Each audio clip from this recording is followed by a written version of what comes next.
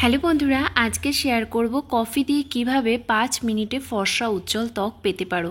হ্যাঁ বন্ধুরা, ভীষণই সহজ আর খুব এফেক্টিভ। তোমরা কিন্তু খুব তাড়াতাড়ি ডাল স্কিন বা গ্লো নেই স্কিনে, বলতে পারো ড্যামেজ হয়ে গেছে স্কিন, তাদের স্কিনের জন্য ভীষণ ভালো এই ফেস প্যাকটা।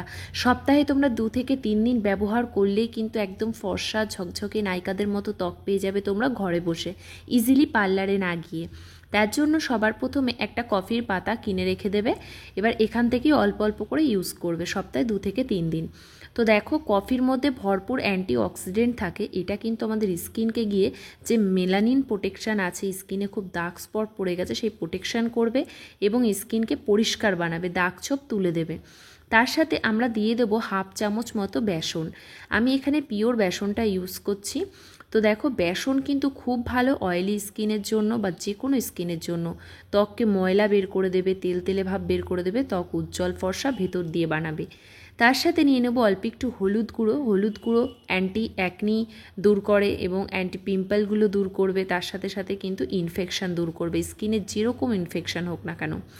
এর মধ্যে দিয়ে দেবো 1/2 চামচ মতো মধু। মধুটা দিলাম, মধুটা স্কিনকে ময়শ্চারাইজার দেবে, সফট করবে এবং চকচকে বানাবে।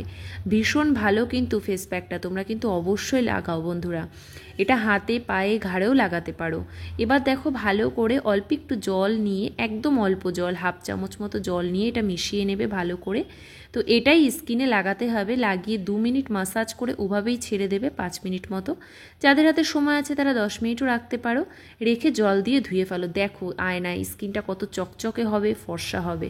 তো ভিডিওটি ভালো লাগলে লাইক করো, কমেন্ট করো।